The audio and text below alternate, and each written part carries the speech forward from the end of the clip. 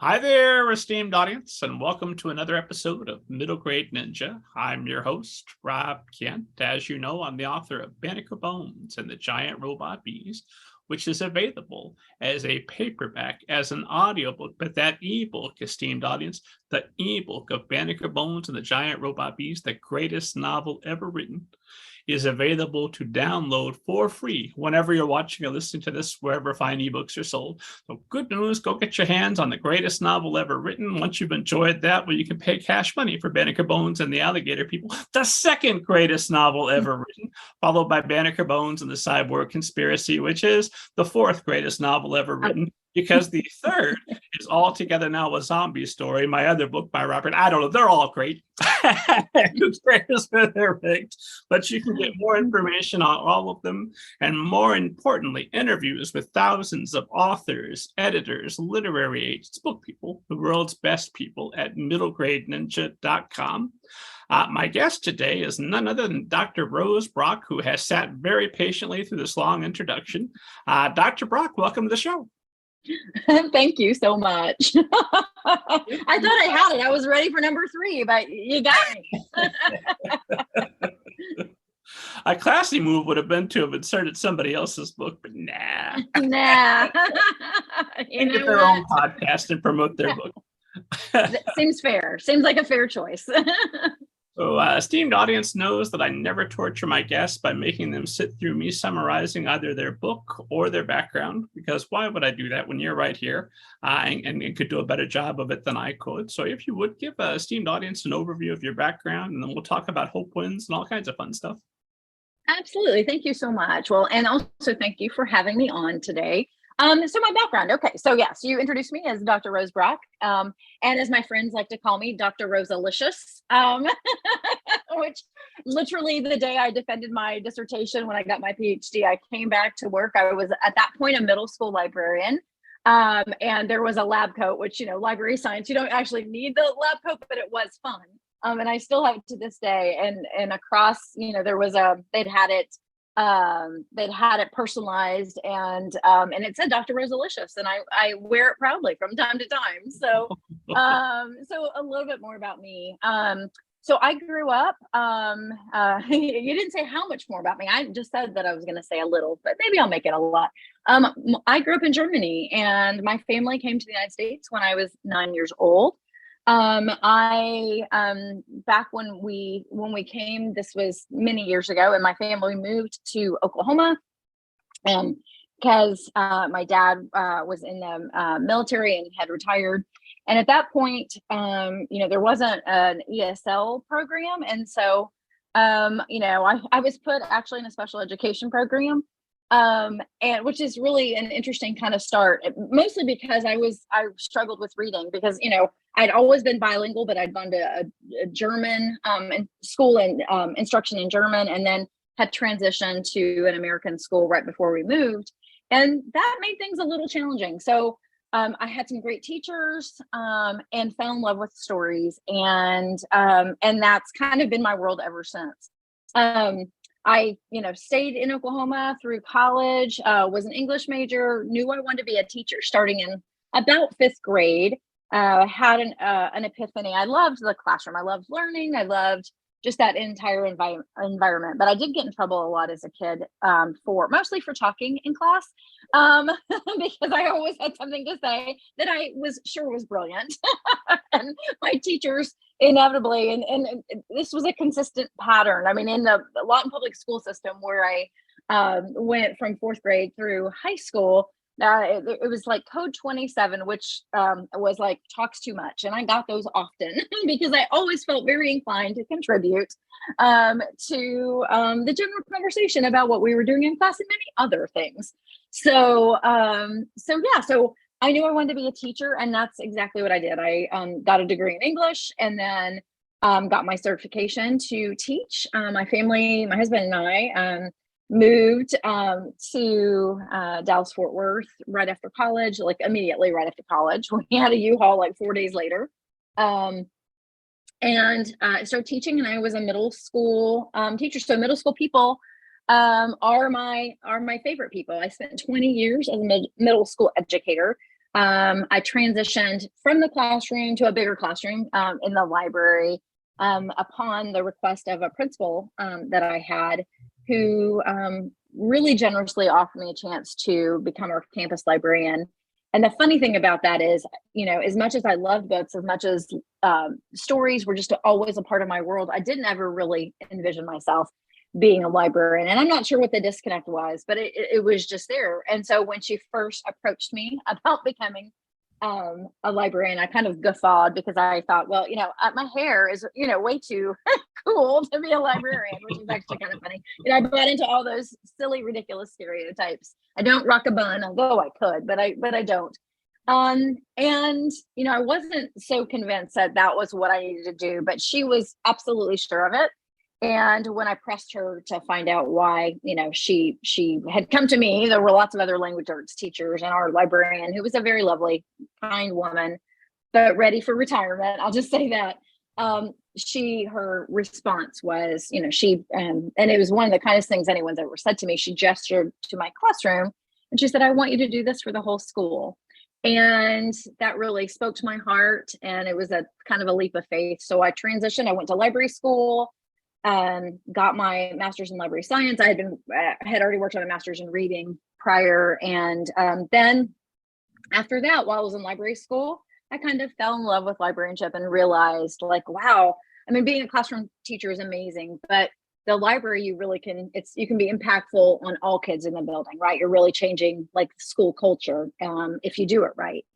And so jumped into the job, absolutely loved it. I finished that degree, and then I had some of my professors who approached me about staying on for a Ph.D., which, again, not something I had ever envisioned for myself. I was the first person in my family to graduate from college. So, I was already achieving more than maybe, was even the expectation. And so since then, once it took me a long time to get that PhD because I worked full time as a school librarian and had a family. But I did finish and became Dr. Rosalicious and transitioned at that point to academic work. I teach at Sam Houston State University in Huntsville, Texas. And it's a really wonderful university. I teach in the library science and technology department. And now I primarily teach children's literature and young adult literature. I teach some library science coursework too, because again, I was a practitioner for 13 years and love being a school librarian. I will always say it's still the best job I probably will ever have in my career of work. Librarians are heroes. And so I love getting to teach teachers that want to become librarians and take my experiences and try to, really nurture all the great stuff about them. But so that's what I've been doing. And then in my spare time, I do a couple other things, which we might talk about. I helped found a big book festival in Dallas-Fort Worth, and I've published 2 anthologies for young people. The first one was called Hope Nation, which is a young adult anthology. And then now just published Hope Wins, which is what we're going to talk about. I'm very excited to talk about that with you. First of all, to all librarians watching or listening, we love you, and your hair looks great. Absolutely. Librarians they're amazing. And it is really kind of funny when we laugh about like all those stereotypes, the buns, the shushing, those things don't really happen. I was, in my 13 years of being a school librarian, on 2 separate occasions, I was shushed as the librarian. Like, adults in my library shush me, and I was like, oh, hell no. This is my space. It's everybody's space, but like, you're not coming into my, like, I don't do that to kids. I don't do that to people. Libraries are active, busy places. They're just really the heart of schools, in my opinion. And I'm clearly right. So 100%. Would you be on this show if you weren't right? No. Exactly. Everybody who ever comes on this show, 100% correct. All librarians have great looking hair. That's just the way it is. It is. And sensible shoes. It's available now. Esteemed audience, get your copy, and we're going to talk about it. But I've got to know, how do you go? You said you're in special education classes because you have difficulty reading. Obviously, somewhere in there's something changes that you become a reading enthusiast, or this is just an incredible coincidence that you're doing all of this education and book-related things. So when does that shift, and how does it shift? So I think, because and I, I don't want to make light of the challenges that English language learners have. I had some great advantage in that I was bilingual, from the beginning. But the difference was, just my instruction. Like, I went to a German kindergarten in first and second grade. So that shift, that's really kind of such a pivotal time for learning how to read. And I was learning, but I was learning in one language, and then it shifted to another language. So really, I didn't necessarily have any processing disorders that a lot of kids that end up in special education have. What happened was that they simply didn't really know what to do with me. They knew that I needed some small group instruction, that I needed some special care. And so, again, this is 40 years ago in a little town in Oklahoma. So at least those teachers were absolutely correct in what they did. I remember having a lot of shame, though, of being like pulled out when language arts instruction was happening. Like, at that time of the day, I would be collected and I would go to another space in a small group environment. And that really bothered me because it was embarrassing to me at that moment. I remember thinking, like, everybody knows I'm not good enough. Everybody knows that there's something wrong with me.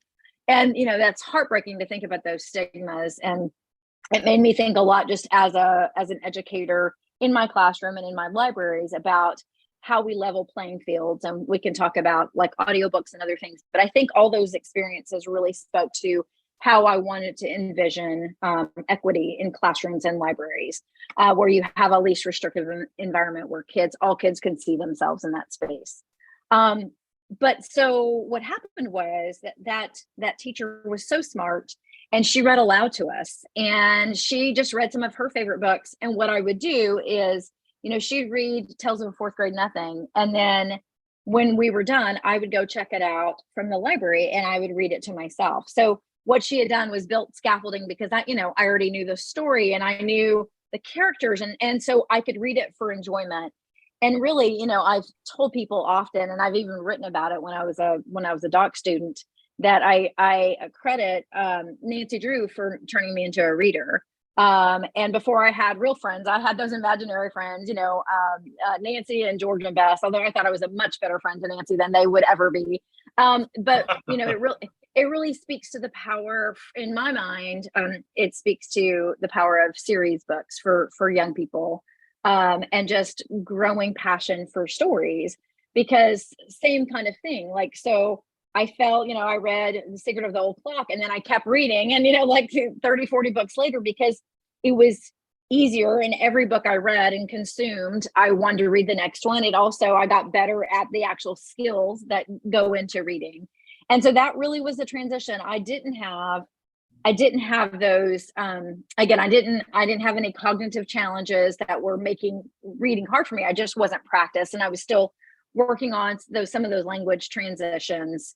I still struggle to spell in English sometimes. Thank goodness for, I do okay, but English is a tricky language. And even if you can speak it, it doesn't mean you necessarily know how to write it, and just how phonetically, everything is there are a lot of languages, German being one of them, where things actually, are spelled like they sound, even if they sound really horrible. And so that's really what happened. That's how I went from one to the other. And it happened pretty quickly. So that fourth grade year, my first year there in school, was, we read some things that I really, truly fell in love with. E.B. White's Trumpet of the Swan. We read Charlotte's Web too, but I fell in love with Trumpet of the Swan. We read, the Laura Ingalls Wilder's books, or Laura Ingalls Wilder books, which, we know today are very problematic. But at that point, that it was an adventure story or series for me. And then again, my beloved Nancy Drew. And so I just all of a sudden was consumed with stories I wanted to read all the time. And I was growing up, and, I just became such an avid reader that, like by the next year, I was actually what they considered on grade level. And, by the following year, I was put in gifted, for whatever that's worth. And then I just didn't really stop until I got a little older and got into some trouble. And then I took my reading underground. Depends on what kind of, if we want to keep this a family show, I won't tell you about that. Well, tell me about it, and we'll just edit out the parts that are appropriate. Right. No, I'm being facetious. It's all appropriate.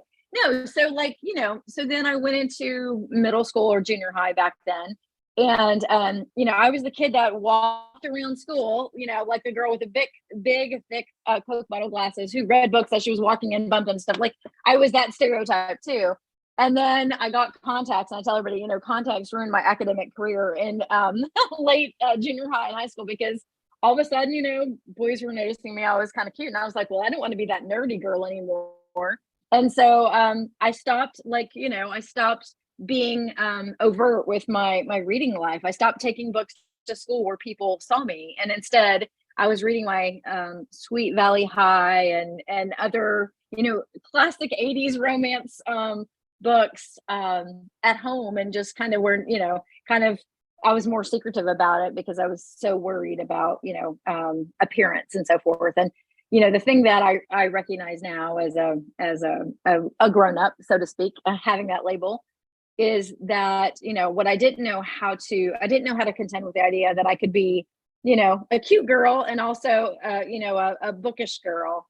And I certainly hope that young kids figure that out. I think that's something that always, identity is everything when you're that age. And I didn't know that I could be all those things. I do now, right? And so I'm happy to be a combination of those things. But back then, I didn't. So I struggled in high school because I didn't do much academically. I went from being, again, in the gifted program to failing my freshman year of high school, and having to repeat that in summer school, going into my sophomore year, still technically as a freshman in high school because I didn't have enough credits, and having to play catch up for the rest of high school because of being a knucklehead really for 1 year.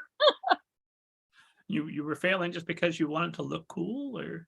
Well, no, I was failing because I wasn't doing my homework. Not just, I became very social and, had lots of different boyfriends and was, just getting into stuff I really had no business getting into. I always tell people that, my parents retired. I was the youngest of a family of 4 kids, and with a decade gap between my 3 older siblings and me. So by the time my parents were parenting me, it was pretty free range. And so I was making decisions for myself that I was not in an emotional or mature enough place to make for myself.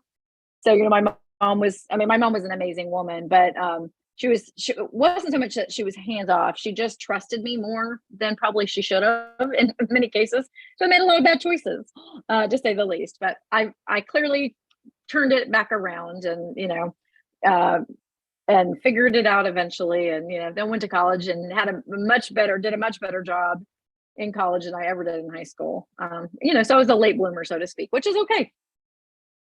Well, I'm biased as somebody who also made some questionable choices along the way, but I think it's better to get those out of the way early and now I know for sure that's not the path I want to take, and I can course correct for going forward.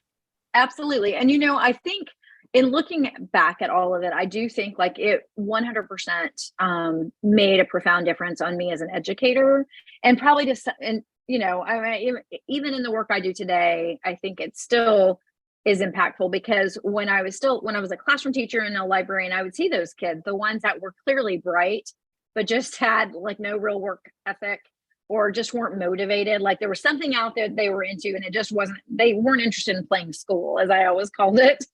And those were the kids that, I really loved. And I tried not to write them off, because I knew that it was very likely there was a whole lot more to them. And if they could just find their own way eventually, that they would be great. And thanks to social media, I have had the good fortune of seeing a lot of those kids that really struggled. They find me on Facebook or whatever, and I get to see them be grown-ups with families and successful in their lives.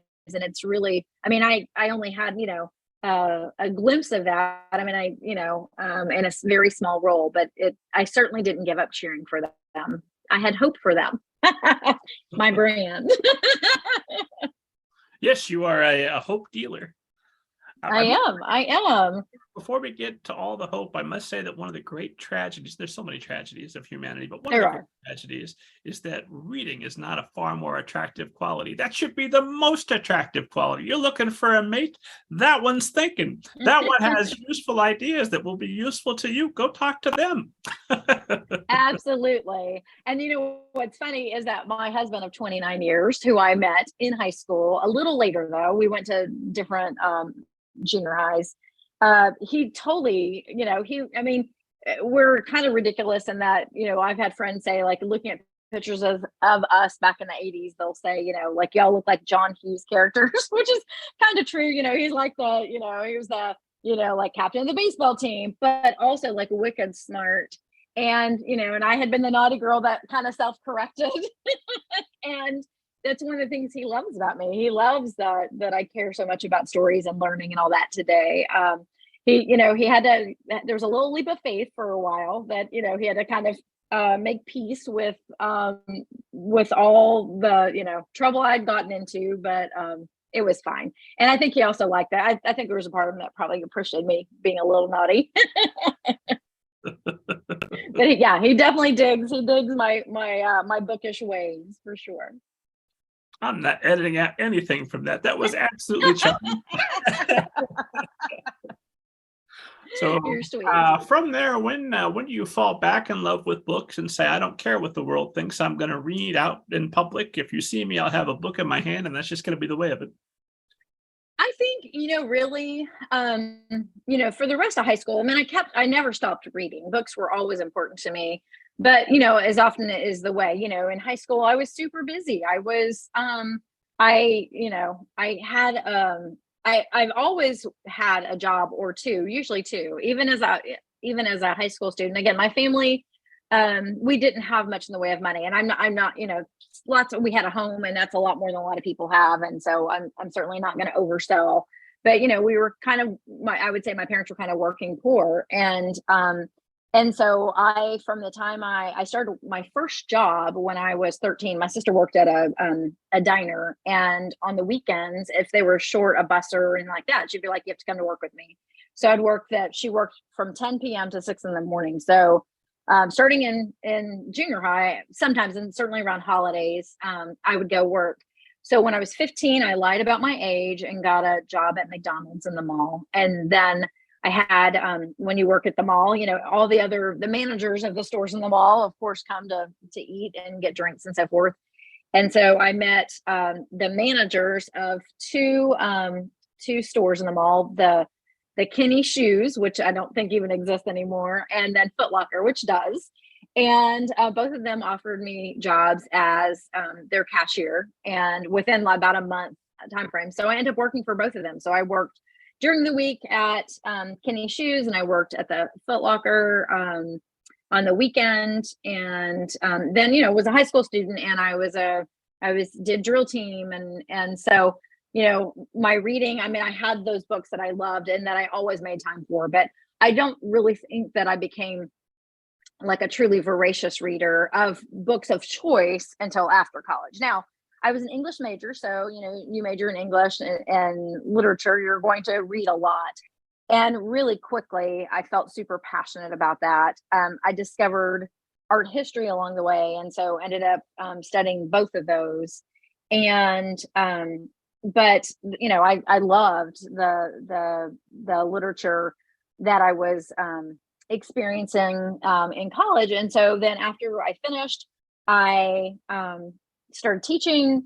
I remember, I wanted to share those kinds of experiences, those kind of aha moments that I'd had on my own, and as well as an English student, an English major in college, and set out to, I got my first curriculum, and realized like I wanted to do something more than what was expected of me, because it was so awful, to be really frank. So I started reading YA, and this was now like 28 years ago, trying to find something, because I was teaching 8th grade that very first year, and the curriculum was pretty dreadful.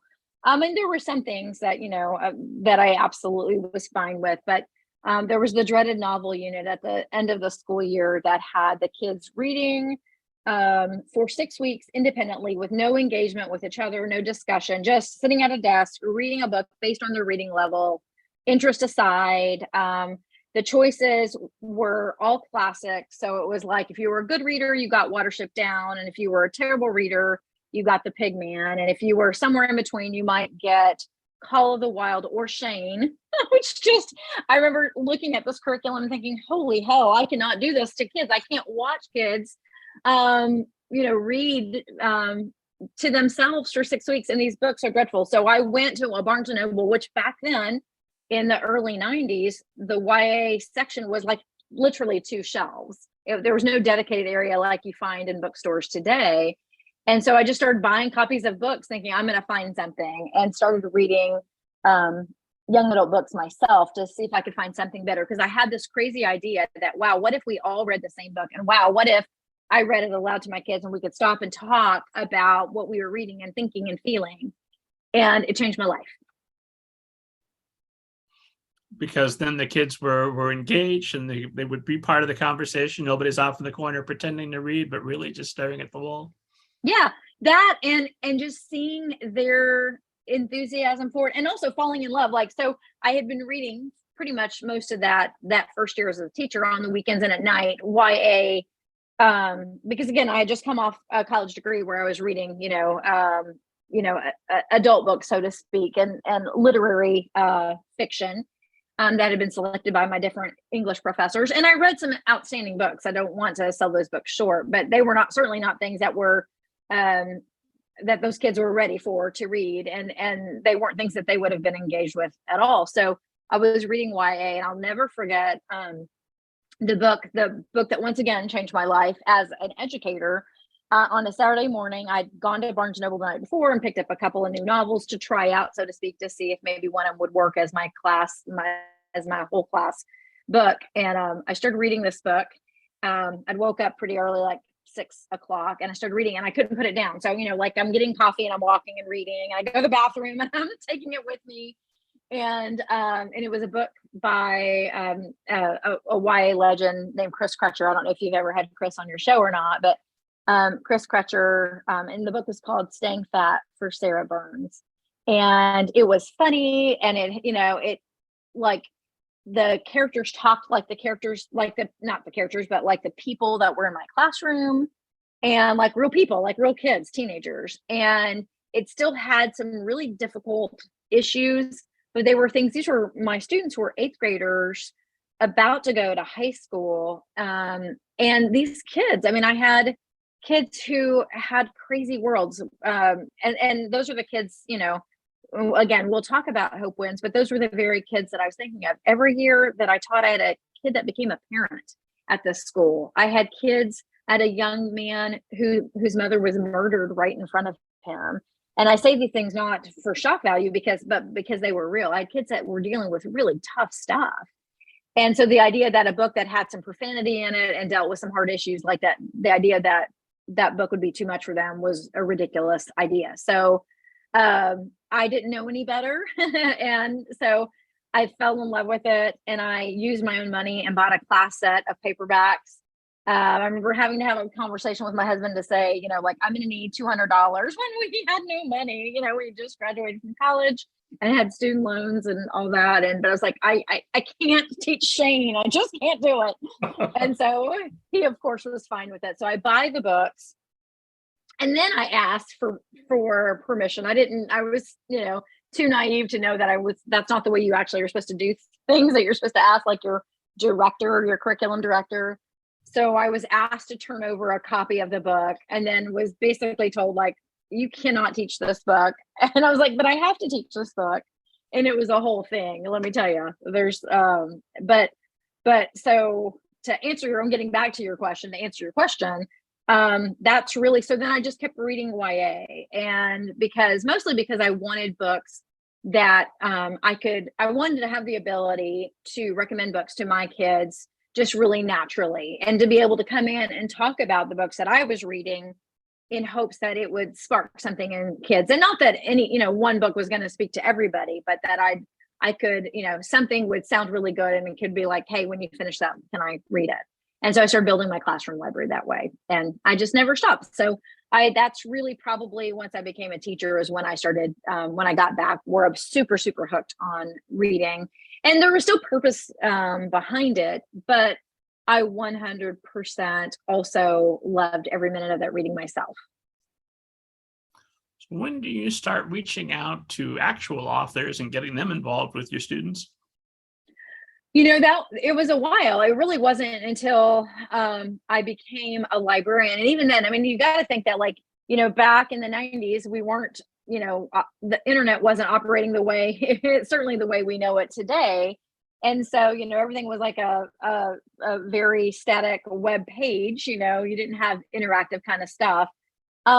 So, once I became a librarian, I started learning all kinds of stuff, that, you have the opportunities to program. I certainly, I made sure my kids knew of authors, but I certainly wasn't engaging with them. And it wasn't until I moved into the library and realized, oh, like there's an opportunity maybe for me to actually reach out to an author by their email or however, their web page or website says, and see if I could maybe get them to come visit my school. And once I did it, I was like, it was so impactful, and my kids were so crazy about it. I thought I have to do this again and again and again. And so in the years that I was a school librarian, I had at my last school where I spent most of the time as a librarian, I ended up having 54 authors at that school, which is a crazy number of authors.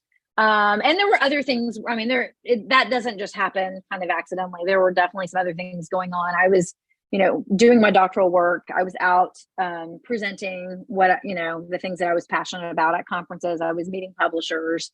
I was meeting authors, and those things kind of all worked together to provide me opportunities that allowed for me to connect with authors and bring them to my school. But I saw what a huge difference that made to my kids. So I love that. And of course I wanted to do more of it. Made a difference because they could see that the authors of the stories they loved were real, or because they knew that maybe they themselves could be an author? All of those things. Answer C. Yeah. I mean, yeah, no, I mean, like there's something so powerful about for a kid getting to see that person live. And I think kids today have, more of an advantage because of the tools that are out there, because of social media, being able to see authors who choose to engage that way. It's also a lot for an author, I will say. There's a lot more, I think, pressure on the author to be engaged in all the ways. But kids can, there's nothing like having somebody whose stories matter to them standing in front of them and talking about their work and their lives, and also encouraging them, telling them, hey, like you can do this. And that, with Hope Wins, that's one of the things that one of the things that's happened somewhat organically that I can't completely take credit for. Teachers have shown me the way in this, is that, my intention with my 2 Hope books was to share stories of hope with young people, really with all people, because I think that these books are books that really speak to all people. But I wanted stories for kids that I cared about, and all kids.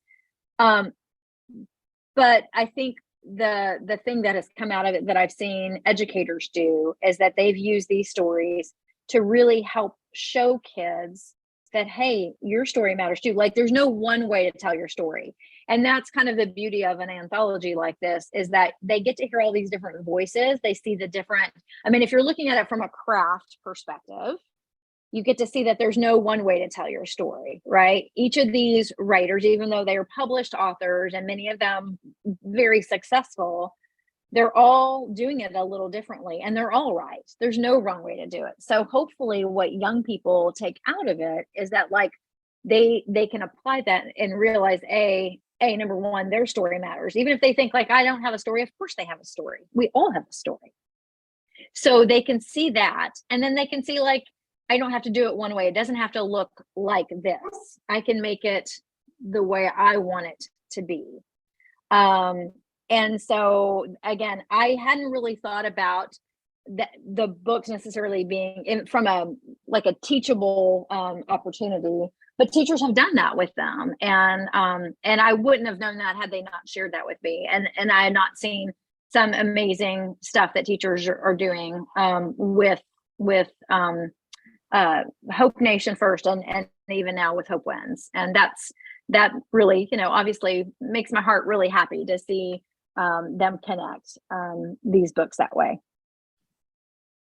So Hope Nation, which is the 2018 Best YA Audiobook of the Year, according to AudioFile Magazine. And they would know their AudioFile Magazine. If you're here, esteemed audience, you like listening to things, check out Hope Nation and then get your copy of Hope Wins. I had read elsewhere that you said that part of the impetus for Hope Nation was the 2016 presidential election and seeing how young people were struggling and feeling they didn't have a voice because they weren't able to vote. What sort of things were you seeing? What was the point at which you said, well, we've got to put together an anthology like this? How does Hope Nation come together? And then we'll talk about the sequel. So it really just what you said. It was in this case, I had an opportunity. I had done I do a lot of freelance writing for publishers and have for a very long time. Basically what I do, I create lots of different things, but I often work on new books that they have coming out. I'll work with the marketing team to create educational materials to support that book. And so with one particular publisher who I had done a lot of work for, many of his authors, he reached out to me one day and asked me if he literally cold called me, which I just made me laugh, because that's not for anybody who's wanting to be published. People work really hard and they can write amazing things, and it doesn't mean they're gonna, that's gonna happen. So I recognize, first of all, that was somewhat ridiculous, and I was super privileged in having that happen to me. He was super also disappointed because after he asked me if I wanted to work together and collaborate on a book, I told him no, thank you. And I think it was not what he was expecting. I wasn't sure if he thought I had like a YA novel in a desk drawer that I was pining to get published, but I didn't. And I also recognized that, I didn't want to just jump on and take advantage of that privilege and knock something out quickly, because I really felt and still feel that, like, if you're writing something, you've got a story you want to tell. And I wasn't sitting with a story that I felt called to tell. So we ended the conversation with the agreement that I was going to think about if there was something I wanted to do. And it just so happened that President Obama gave his farewell address. And, his whole campaign was based on hope. And as a hoper myself, it got me thinking about that. It got me thinking about, like, again, those same students I've already talked about a little bit that have had really hard lives. And just like the books in my classroom that kids would want to check out. And, primarily it was a lot of fiction, which is great. I kind of gravitate toward fiction myself, but sometimes kids would want nonfiction. They, back then, those chicken soup books were so super popular. And I realized the reason kids wanted them, the idea was that they were supposed to all be nonfiction. I wonder about that sometimes, but it doesn't really matter. They gave kids something, right? Inspired them, gave them hope. And, that got me thinking about wanting something like that. So in thinking about those two things coming together, thinking about what was happening in my own personal life, literally, like, the election had just happened. I had two young women in my life that are super important to me, that were struggling because they were both 17 years old honestly in a very red state, and they felt like they didn't have a voice. They didn't have a vote yet. And it wasn't that I wanted to make a big political statement. That really wasn't the case, because I hope in both cases with both books, well, certainly Hope Wins, but even with Hope Nation, which was inspired by the election, this was not necessarily meant to just be like a resistance book. Though those are fine books, I wanted something that was even more universal. I just wanted kids to recognize that, like, everyone has difficult times, and, kids feel so much. Young people, teens feel so much. And often we dismiss how their emotions. And, I think the difference between them and us is simply experience. And so, we as adults have more life experience. We've been through hard things that we've overcome, and we go into the next hard thing. And that's the nature of the cycle of life, right? but young people in many cases haven't had those things, or they're facing them for the first time. And so that's really what inspired me to create something like that. When I first approached him, or when he approached me and then I got back with him, I think he thought that I was going to write a whole book about hope. And I was like, oh, no. Not, first of all, no kid wants to read that. They don't know who the heck I am. And I don't know that I have that much to say, but I really like the idea of, unlike the chicken soup books where it was these anonymous writers, people that they didn't know, I thought about the people that write books already for young people. And unlike their fiction, because these are all fiction writers, I want them to kind of sit and have a quiet moment with themselves and think about, like, hey, what in my life has been hard, or what is the thing that I've really had to work at to overcome. And I gave them a lot of free range, and I asked them to sit with that and use that to really kind of inspire telling something about their own experience. And that's how Hope Nation happened. And then all of that, and it was it's been really wonderful to see what people have done with that book. And as you mentioned, I was so surprised and delighted that it was a finalist for the audiobook of the year for the YA category. And I will say, if you like to read books with your ears, the audiobook, actually both books, but Hope Nation is outstanding. And it's a full cast, and Penguin Random House Audio just did a brilliant job with a selection of the narrators, and it's just really, really well done. I still, on occasion, when I need a little boost of hope, I will listen to a selection or two. I just kind of mix it up, and so that really was great. But so Hope Wins was born. I know you didn't really ask this, but it seems like a good place to kind of transition to it. So that's what inspired the first one, and then a little time has passed, and I wasn't, I really thought it was a one and done thing. I'm far more comfortable championing other people's books than I am, creating my own. But as an editor, you're kind of in a unique place because these are not my stories. I'm the ambassador of these stories, and it is my idea. I'm the one who works with the writers to get the stories from them, and in some cases I'm working very closely with the contributors. In some cases it's a little more hands-off. The approach is interesting. I learned a lot from doing Hope Nation and how to approach the writers for Hope Wins. So I was able to kind of streamline things a little bit from what I learned. I will say, anytime you're working with a bunch of authors, it's like herding cats because they're all over the place. Creatives often are, but it's a really beautiful thing. And, the thing that I try to really be mindful of is that all of these writers in both collections are people who are, they're busy writing their own stories. And so what a generous thing to pause that work and take some time to do some personal reflection and then write about it and share it in these very generous ways. Both books are books that are what I call my projects for good. So they're done with intent. Hope Nation was done where each of us had a charity of choice that we were essentially working for. And so with the publication of that book, we were able to support with Penguin Young Readers support as well. They matched that money. We were able to support a lot of really incredible organizations and charities. And with Hope Wins, it was, a similar project, except that we realized, or that I should say the Penguin legal team realized, that giving money to 20 plus charities is not an easy thing to do, because you have to make sure that all the charities are in fact charities. So there's a lot of legal stuff that has to happen behind the scenes to make sure that money is going to organizations that are entitled to it. And so we did this project with one nonprofit in mind, which is the North Texas Teen Book Festival, which is very near and dear to my heart, as I co-founded it. And the lion's share of the contributors to Hope Wins were people that actively come or have come to the festival and really understand our mission behind that festival. And so that's part of the reason they wanted to be a part of the project. And so that's how those things came about.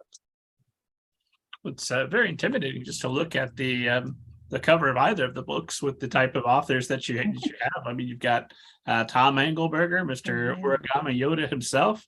You've got James Bird, Max Breuer, former guest Tina Khan. Check the back catalog, esteemed audience, well worth doing, for God's sake. R.L. Stein, Gordon Corbin.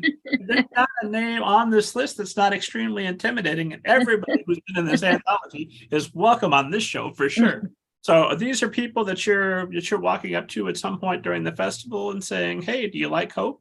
Do you like writing?" Well, not exactly like that. Good question. No, I mean, I will be honest. I'm very privileged to tell you that, you know, most of these people are actually dear friends of mine. And again, people, that all kind of boggles the mind, but I've been doing this a long time. And because, I started as a child. So I always tell people that I'm a child bride. So I've been married so long. And, certainly there's some that the festival is where we connected. And some of these people have been my friends, like, for decades. Gordon Corman has been, one of my very best friends for 20 years. And we did meet at a conference. We were at a dinner together and hit it off, and just adore each other, love each other's families. And so there were some people I gave no choice to, because they're good enough friends that they weren't going to tell me no.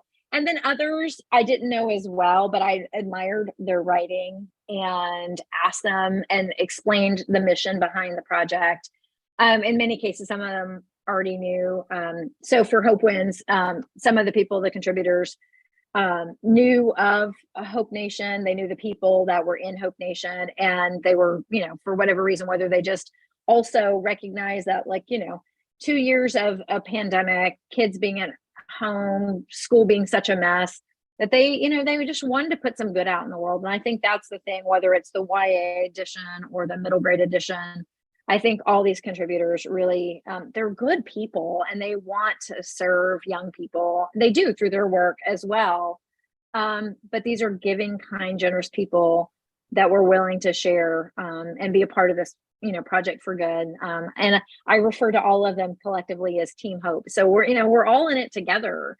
And that means a lot to me. And you're right, they're superstars. And even, some of the people that were already superstars have gotten just to be more superstar status in the time. I mean, I think back to Hope Nation, and it's kind of crazy. Some of the folks that, Angie Thomas, who is very, very dear to me. I asked Angie before The Hate U Give published. I happened to have an early copy of The Hate U Give and read it, was blown away, and knew I was working on that project. And I thought, this young woman has something so important to say. And so asked her, and just got super lucky. I've had lots of people say, "How the heck did you get Angie Thomas to do something for you?" And I was like, because I asked early, before her life became so big. And I mean, she's doing amazing things, and she's super generous and does all kinds of things for all kinds of important organizations, but her time is very limited. And so, and her publisher would like her doing stuff for them, not, she just doesn't have the bandwidth to do stuff for people all over the place.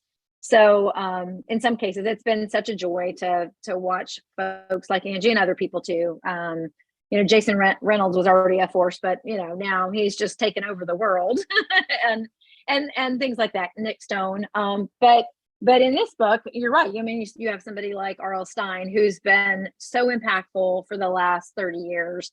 And Bob, who is, what his friends call him, and I feel lucky enough to get to call him that too. I realized that, I never, in asking, I'm always okay. And there were definitely people, I should say, there were people that got away. I won't list them, but for a variety of reasons. I didn't get every single person. In some cases, people scheduled it, they were interested, but they just couldn't make the tight timeline work. In other cases, life happened and they planned on being a part of it, and then, just couldn't. But I decided a long time ago that it's like the pretty girl at the dance who's standing around because all the boys or girls think she's too pretty and she's going to turn them no, right? You don't not ask simply because you assume they're going to decline. And so, Bob was a great example of that. R.L. Stein, with his hundreds of millions of books sold, he's made such a difference for young people for so long, for generations, literally, And, he was kind enough to say yes. And because, Bob is giving and generous and wants to make a difference too. So, and does with his own work clearly, but, and yay for 30 years of Goosebumps. That's, we're celebrating that right now, and which is so exciting, crazy to think. True, like 3 generations of people that or 3 decades of people, reading those books. Pretty incredible. But yeah, so that's kind of how it happened. I didn't ask. I explained what I wanted to do, and I had the good fortune that I had some anchor people that, of course, you always hit up your friends first, right? And so I did. So I had the folks that, I wasn't going to let them say no to me, and they didn't even try. And then, I certainly made sure that the other folks that I was asking knew who they were going to be working with, so to speak. And, this is really, my name's on the spine, but really it's our book. Absolutely. Because, I have an introduction and I have the editing and the behind the scenes work, but if it weren't for their stories, there would be no book. So it is very much a collective endeavor. Now I have to ask, knowing that you are the editor of the anthology, how do you say, Mr. Stein, that might work on Fear Street or whatever, but when we're here, I'm going to need you to correct this, change this. How do you tug on Superman's cape? That's a good question. Not easily. And in some cases, I mean, at the end of the day, here's the thing, right? These are all professional writers. They have been honing their craft for a long time. And I gave everybody notes. And then it's still their story. So at the end of the day, they have again, they're donating this piece to the collection. So, I probably don't have as much force behind my words, maybe as a traditional editor, though I will say everybody was so really open and generous to the feedback that I gave them. And the process was interesting. I learned that with both volumes that, in some cases, some folks really wanted to have a back and forth relationship where they would send me what they were working on, or even before they wrote. In some cases, I had Zoom meetings with some of the authors to really kind of figure out what they wanted to write, because I gave with both collections. I mean, again, it's, topically the same, thematically the same, hope. But for some people, that's overwhelming. They're like, what the heck do I write about? Right. That's a pretty, generic, so to speak, category. So in some cases, if I knew them personally and I might have known something about their life, I might have said, like, hey, I would love for you to consider writing about this thing. And then some of them, they're like, okay, got the assignment, like, get out of my way, let me do the thing. So I had really a range of how much I interacted with the creation of what they were doing. Then once they turned the stories in, I gave everybody notes. I read over it. And to be clear, I did have an in-house editor at Penguin. Jill Santapalo worked with me for Hope Wins. And so I would make my notes, and then Jill and I would send her my notes, and she'd look over them, and largely we agreed. And she might add something, or she might say, maybe clarify something that she felt like it was missing. But by and large, she let me just lead the way. And then once we got a second, slightly adjusted or more polished copy, then we would, then it went on to the other phases, the copy edits and all that kind of stuff. But every author handled it differently. But really, they were really so gracious and willing to take my feedback. And mostly it was, nobody turned in a mess. I was very lucky in that regard. It wasn't like a sloppy copy. So it was more like, hey, can you elaborate on this? Or can you insert yourself here more about like when you were a kid, that kind of thing. There were a couple places like that where what folks wrote, I felt like was missing it needed a little more reflection about childhood. Because the stories themselves are kind of all over the place. Some of them are direct reflections on childhood. Some of them start with childhood and then, connect to current day. There are some where they're really talking about themselves today, but speaking to kids about their experiences now. So it really did vary from person to person. And I was just lucky because they're all really nice people. There's no a-holes in the group, so that helps. No, even again, people with a lot of success, no arrogance. And that's really, that's a lovely thing. Well, I would love to think, because esteemed audience, I love authors. I would love to think that every successful writer ever is also a wonderful person, but there are too many large examples of that not being true. But usually it's the one or two big examples. By and large, book people really are the world's best people. They are. Absolutely. They truly are. Again, I will say it again, no a-holes in either of these books. I mean, they're just nice people, lovely people that like doing work for kids. I mean, it is their job, and I think that's a thing that often people forget.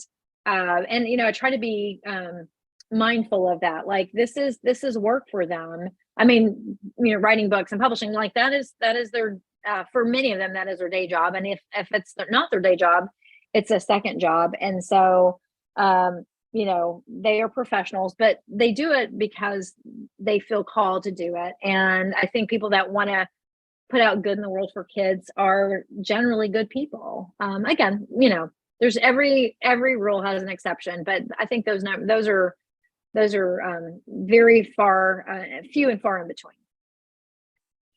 So now Hope Ones is out in the world newly. Hope Nation's been out for a while. Mm-hmm. You have been dealing hope, as was the plan. What have been some of your favorite reader responses? Oh my gosh, I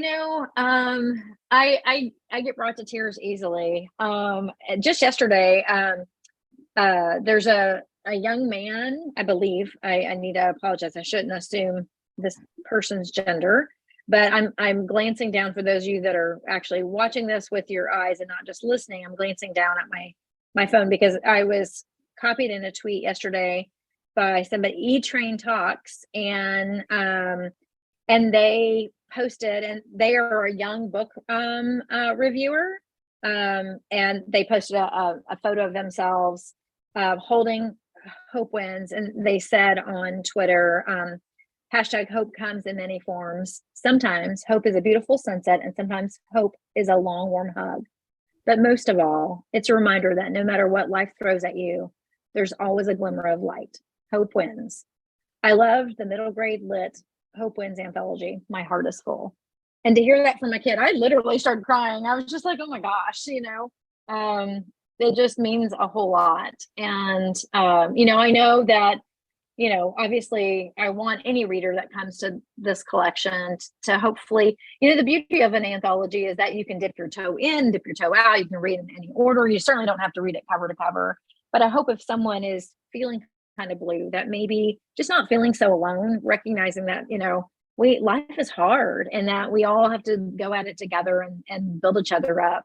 And I know through that process, there will be people that work with young people that will hopefully connect these stories with them, even though I think the collection is universal and I certainly want adults to read it too. I hope there are people that are in positions to work with kids, that they'll get these stories to them, because they're really who I had in mind. Everybody else, grown-ups like you and me, we're the bonus that comes. That's a wonderful thing, right? And for those folks that are listening or watching, I appreciate, them enjoying the book as well. But mostly in my heart, I wanted it to be for kids, because that's who I decided a long time ago I wanted to work with. And even though I don't work as directly with kids anymore, now that I'm not in a K-12 school and working at a university, I work with people who work with kids.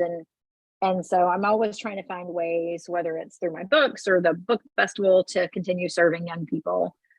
Because, I then insert all the cliches, children are the future and all those kinds of things, but it's all true. I mean, it's cliched for a reason. It's, there's truth in every bit of it. And I think, I have all the hope in the world in young people. I think this generation of young people are kinder and better than we certainly were, and are. And so I think they have an opportunity to make the world better. And I'm getting older by the day, so I appreciate any which way they make the world better.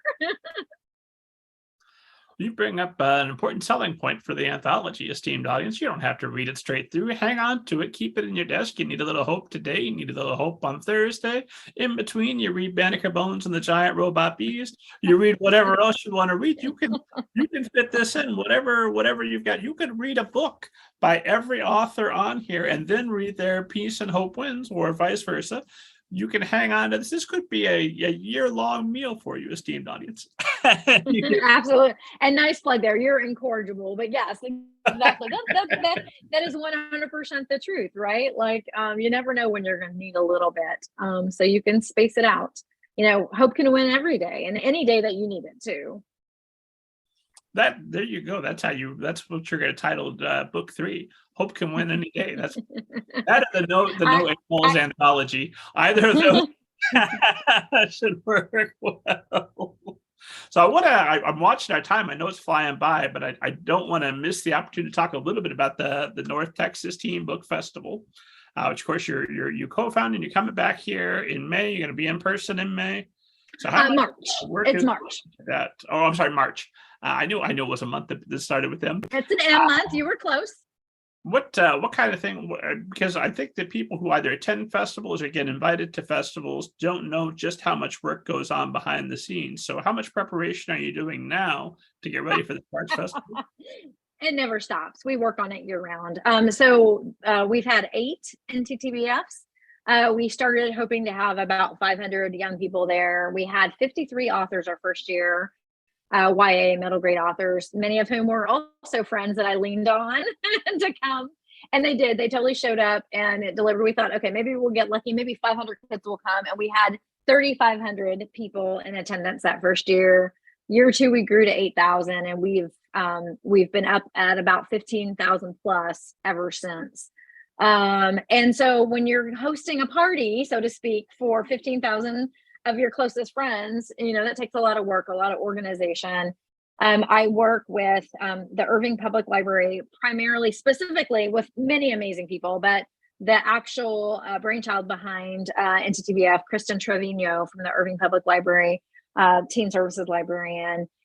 She and I were both kind of had ideas for doing something in our community for teens, but Kristen was a little more organized than me, that was already kind of getting the ball rolling, and reached out to me because somebody recommended me, and we met, and the rest is history, so to speak. So we work on it all the time. We're constantly working with publishers and figuring out who our lineup's going to be. We have the great good fortune that lots of people want to come to our event, and publishers support that because we get a lot of people there and we sell a lot of books, and those are good things.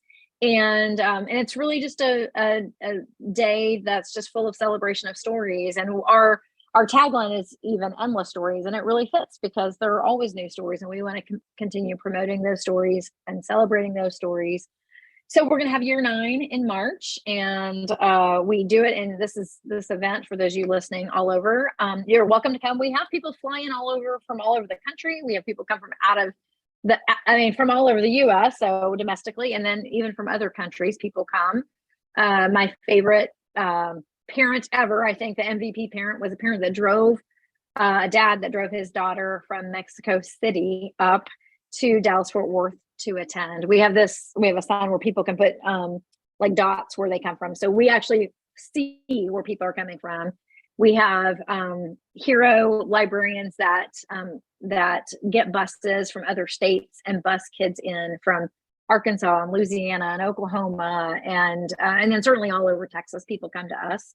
And it's a really wonderful celebration. It's almost all kids. There are definitely adult readers, but the adults are welcome, but it's not about them in our mind, because I don't work this hard for adults. That's just my general policy. I like adults. I love people, but if I'm gonna put out this much effort in my service, it's going to be for young people. And they sure do come, and it's just such a wonderful, beautiful thing to watch them be that excited, and to see, kids celebrating stories. You mentioned to me personally earlier about going to the NTTBF YouTube channel, where you can see some recaps. We've had a couple of recaps made, and you really get a sense. You can also see some online for those of you that might not make it. For in 2020, we had to have a completely virtual. 2020 was our last in-person event.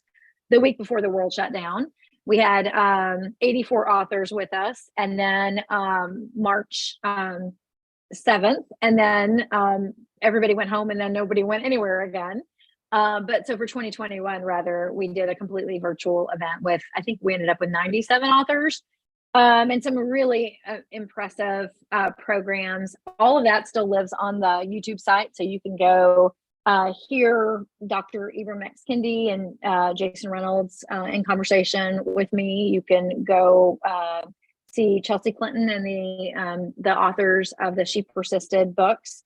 They're Catherine Applegate and Jeff Kinney and many others, amazing people that did programs for us, panels, and those live there. And our program is always, all of our, whether it's in person or virtual, there's never a charge to participate in any of it. But if you're too far away, you can go see what we do. And then for 2021, we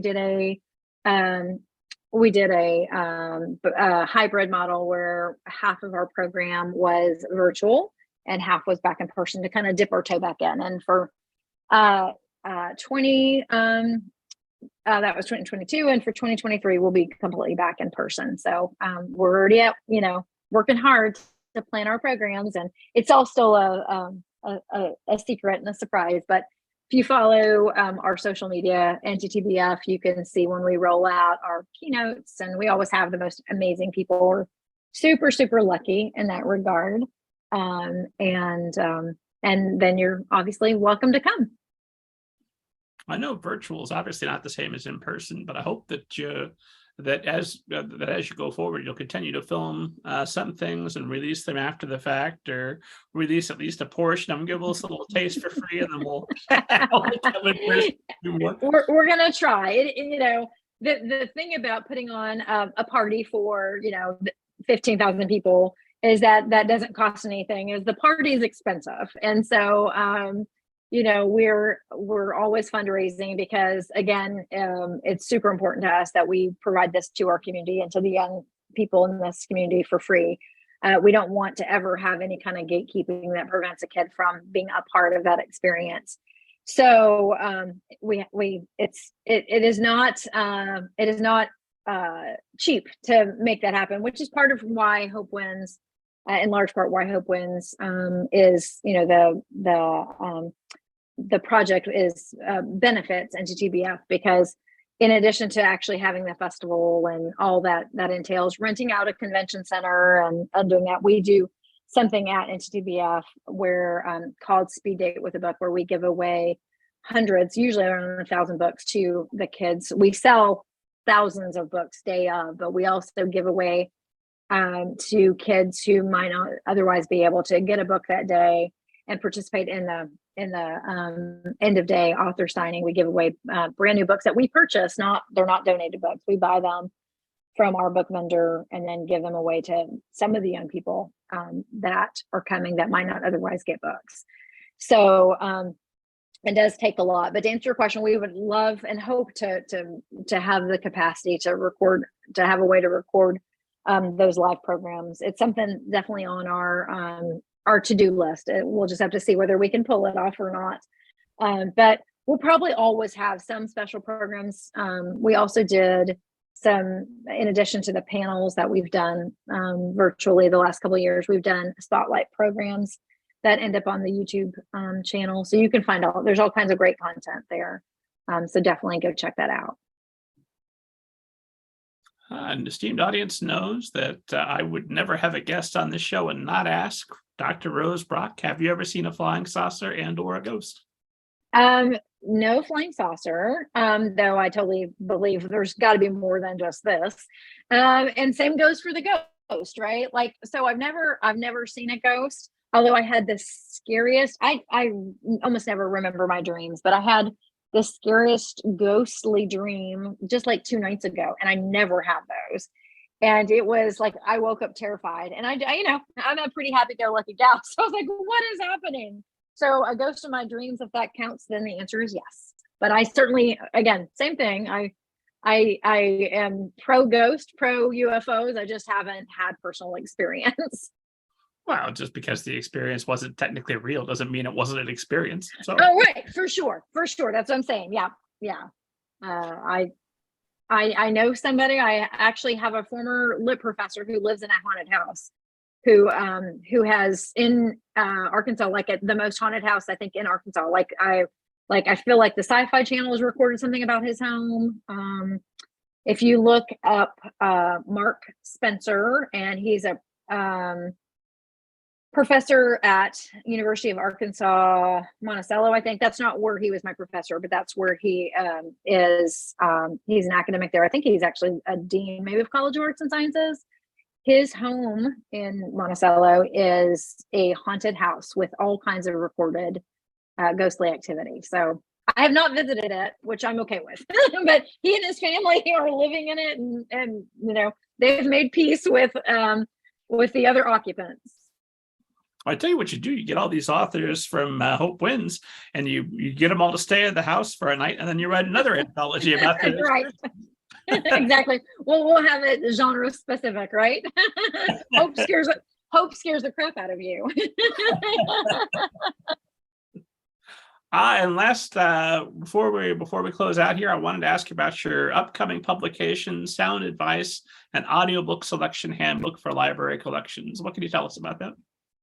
So it's an academic book, kind of more of a, not a textbook, more of a handbook for libraries on why audiobooks matter so much as tools of literacy, and really how to select and pick the best audiobooks for your collections. We've seen audiobooks just explode over the last couple of years. I mean, they were already on a real growth pattern anyway in regard to sales, but the pandemic just made good crazy things start happening. Audiobooks have been a passion of mine for a long time as an educator. And so that's what I'm writing about. I should say, since you brought that up, that book is late because of Hope Wins. Hope Wins ended up that wasn't in my academic calendar or my writing calendar. So when I shifted to do Hope Wins, that caused me to put a pause on the sound handbook. So I'm turning my attention back to that, and hopefully it will be out before too long. And then I also am the author of a YA textbook that is going to start being due for a next edition before long. So I'll be shifting to working on updating that before too long. And that's called Young Adult Literature in Action, a librarian's guide. So it's used often in library science coursework for somebody who's taking a YA class. We're gonna have to have a whole other conversation just about the textbook. Yeah, sure. Anytime. Got hard out, so I've been watching our time. Like, please don't make me make Dr. Broccoli. Where can the audience follow you online and find out more information about these projects as they're coming out? Sure. So on Twitter and Instagram, I'm really Rose Brock, which I'm only really Rose Brock because I got Rose Brock on Twitter when Twitter was brand new, so it was an egg. And then I made the fatal mistake that often people do with account. I associated with an account that I have no longer. So then I also forgot the password. So it's this vicious cycle. I couldn't get back to my original Rose Brock that I was able to secure way back when. So then I had to open a new Twitter account, and I thought that time to hell with it. I guess I'll just be really Rose Brock. So I am really Rose Brock, Instagram and Twitter. And if you want to look at pictures of my dog, you can find me there. And no, I talk a lot about books. My Facebook is mostly just, family stuff, but that's Rose Brock without the really. But probably Instagram is the place where I talk the most about books, and I certainly share about what I'm doing with the festival, as well as my own writing and projects. Dr. Rosalicious Brock, this has been an absolutely wonderful conversation. I really appreciate you making the time for esteemed audience and for me. And I hope that you will come back, because I know you're going to have another anthology. Just talking about the festival alone, I know we could do easily another couple of hours. Probably so. Thank you again for being here today. Esteemed audience, you know that for more interviews almost as good as this one, plus for more information about writing, about editing, about publishing, for interviews with book people, for everything that's good in this world, go to middlegradeninja.com. And as always, God willing and I'm alive, I'll see you next week.